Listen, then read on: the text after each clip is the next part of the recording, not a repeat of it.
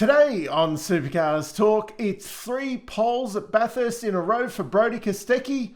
Imagine if his car was fast in a straight line.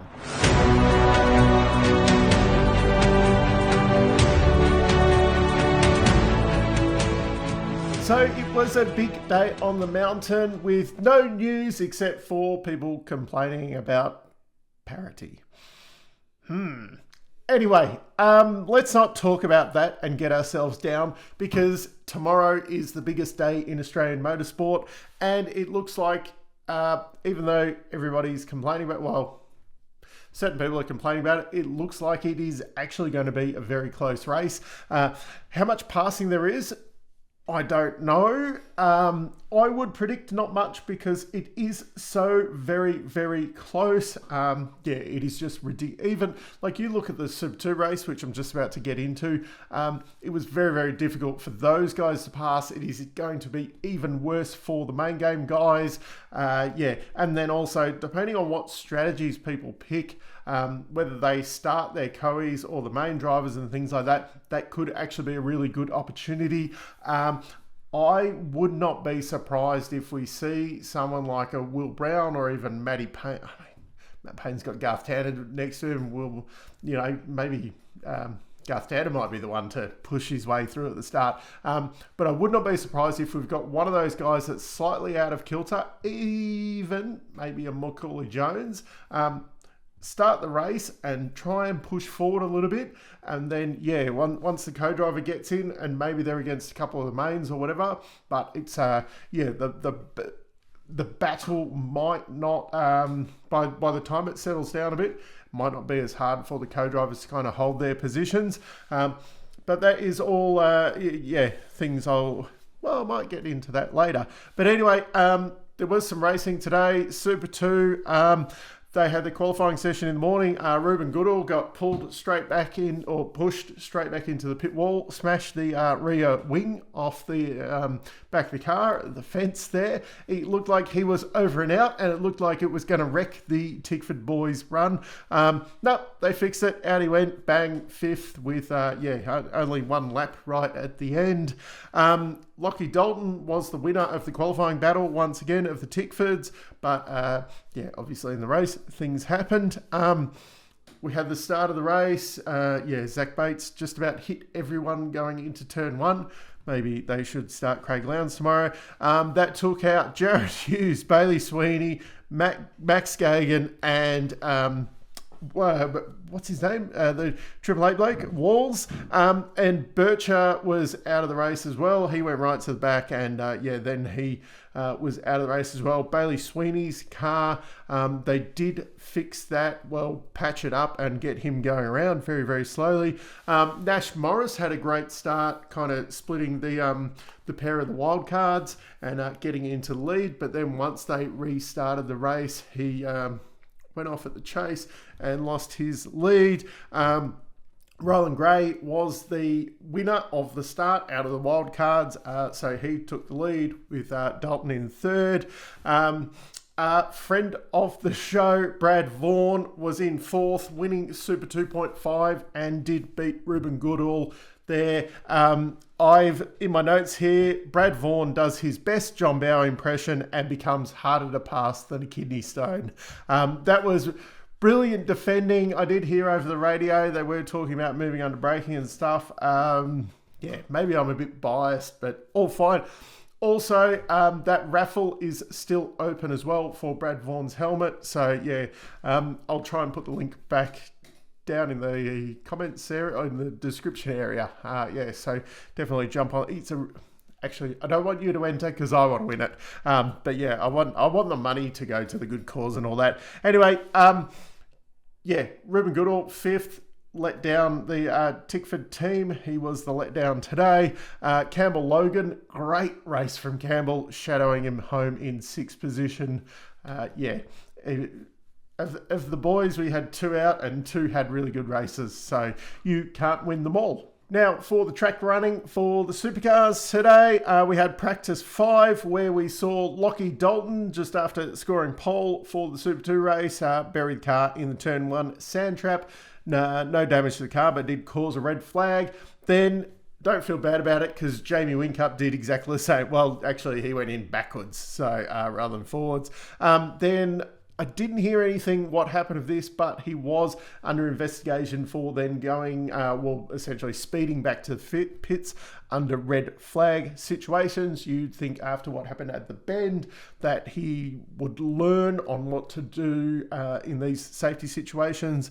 Practice 6 was rather uneventful until the very end.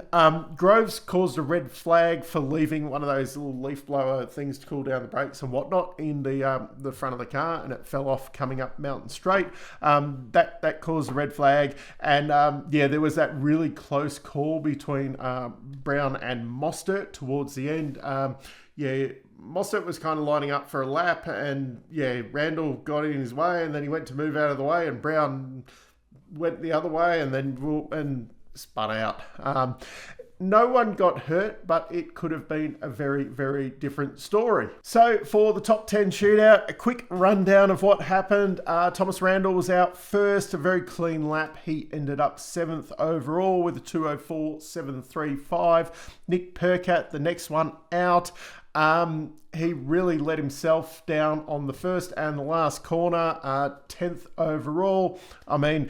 I think at the start of the weekend, if you told him he'd be in the top 10 shootout and starting 10th, he probably would have taken it. But then you get in there and you get really disappointed when things like that happen. His teammate Cam Hill was the next guy out. His lap was tidier than Percat's. 8th, stayed where he qualified. Really good starting positions for those guys. I think, they're probably not going for the win, but if it does rain tomorrow, they could be in the fight for the podium.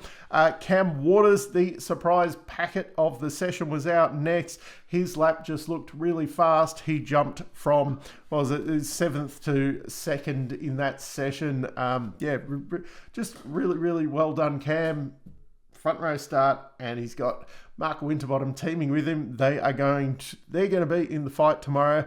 Chaz Mostert up next. Looked faster, but he was just kind of too slow over the top. He's starting 3rd. It's nothing to sneeze at. Cooper Murray was next up. He ended up 6th overall. He went backwards from where he qualified to where he's starting, but he's just going from strength to strength. Is it really a dark horse? But Job Stewart has been quietly looking really good in that car. He looked really good in the Super 2 race considering the equipment that's underneath him. If they keep it on the track, I think tomorrow we're going to have a few guys put it in the wall just because of the pace and everyone, just going so hard all day. But, they're not starting in a bad position. They're just, in there. Could we see a Chico back-to-back? Probably not, but, it's a tantalising prospect.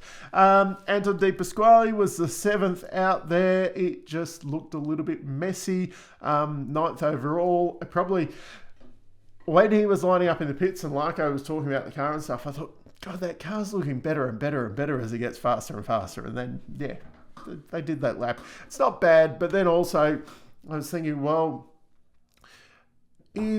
how does Harry Jones stack up when you've got Todd Hazelwood, Mark Winterbottom, Garth Tander, Scott Pye, etc. out there? And I think Anton's job is going to be made too hard by what Harry Jones does. I think if they're in the top 5 at the end of the day, it's Bathurst. There's going to be stuff going wrong with Team 18.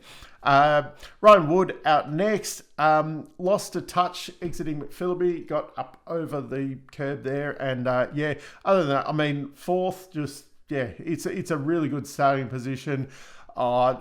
They're going to be the biggest headaches with double stacking, I think, because the two of them are, you got the MSR guys as well, but they're going to be right in that front battle, and it could really be a bit of push and shove, especially if they're starting the co-drivers. Could be some sparks there. Feeney, messy over the top, and all that motor that he has couldn't make up for it down the hill. Starting out 5th overall. It's not a bad position, but it just puts them a little bit behind the 8 ball. They're in that where they could maybe get into a little bit of a skirmish on lap 1, etc. Like, they're not going to be quite in that clear area at the very front. Brodie Kostecki last out, and yeah, he was just fast. The letdown was, though, that he still then had a bit of a dig about the parity stuff.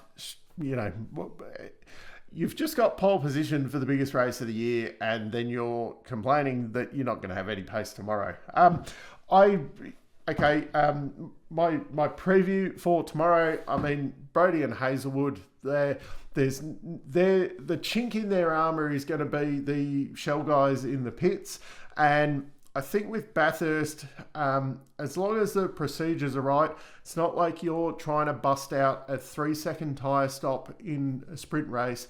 You've got enough time for the fuel. So as long as that procedural stuff with the fuel and, say, changing the brakes and that, as long as that all goes smoothly, like they don't have to rush like they do in the sprint races. So I think your fuel essentially covers all the other stuff. I think they're going to be okay in the pits. The drivers are all there. The strategy's all there. They're going to be very, very hard to beat. Obviously, you know, Feeney's not coming too far away. There is still the chance of rain. If the rain comes, it just blows it wide open. I mean, you could see, you know, Richie Stanaway just...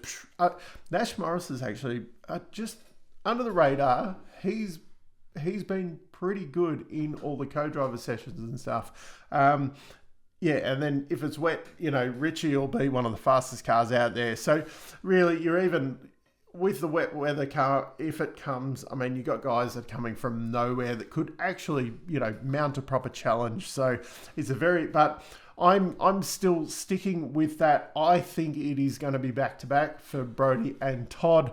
But yeah, really, with the weather and that, there's nearly take out the couple of wild cards and probably the, you know, maybe even one of the BJR cars. I mean, yeah, it's wet. Jaime could just come and do a spectacular job.